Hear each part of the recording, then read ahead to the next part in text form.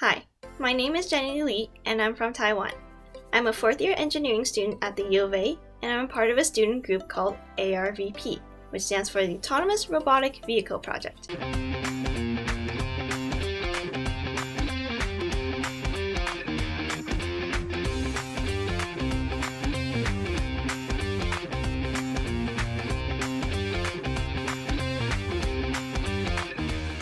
When I was younger, I loved building robots.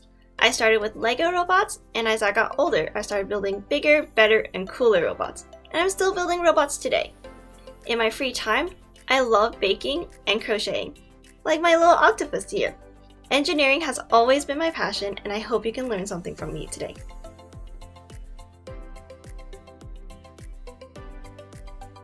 ARVP stands for the Autonomous Robotic Vehicle Project. We are a student group at the U of A, and we build underwater autonomous robots. Our group is split into 4 teams: mechanical, which builds the robot, electrical, which wires the robot and makes sure we have power, software, which focuses on programming, and the admin team, who gets us sponsorship, works on our website, and spread the word about ARVP. Every year, we participate in a competition called RoboSub, where the robot has to navigate an underwater obstacle course all by itself without any human control. It has to do tasks like pick up objects from bottom of the pool, go through gates, detect images, and, the coolest of all, shoot torpedoes.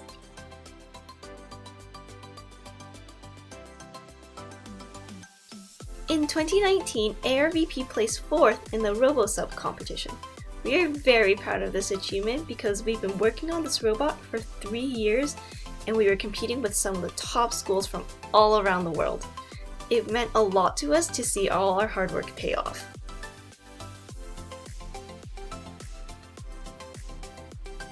The best piece of advice I've ever received is that if you're truly passionate about a subject or an interest, do your own research about it, or join a club that pertains to your interest, because you'll learn so much more from doing your own research and getting some hands-on experience than you'll ever learn in school. And this has helped me a lot. That's why I'm still building robots today.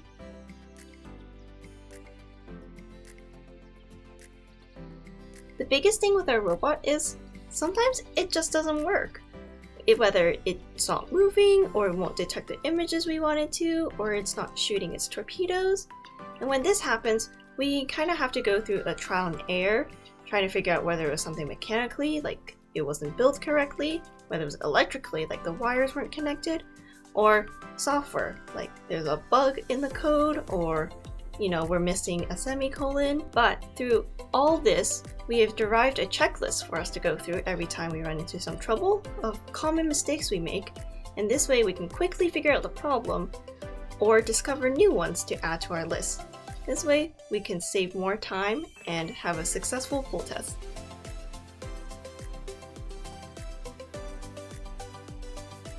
Growing up, I watched all the Harry Potter movies over and over again until I could basically recite them all. I just love watching them and they gave me so much joy.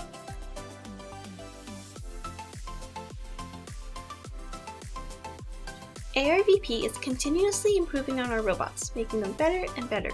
For example, this year we're adding an arm onto our robot so we can pick stuff up from the bottom of the pool. This can be used in search and rescue situations, where if someone or an object is stuck somewhere that humans can't reach, we can send a robot to retrieve the object for us. Underwater robots can also be used in exploration. The ocean is vast and very, very big. There are lots of it that we haven't explored yet, and some places that it's just too hard for humans to reach. But we can send robots down there and learn more about this beautiful world that we live in.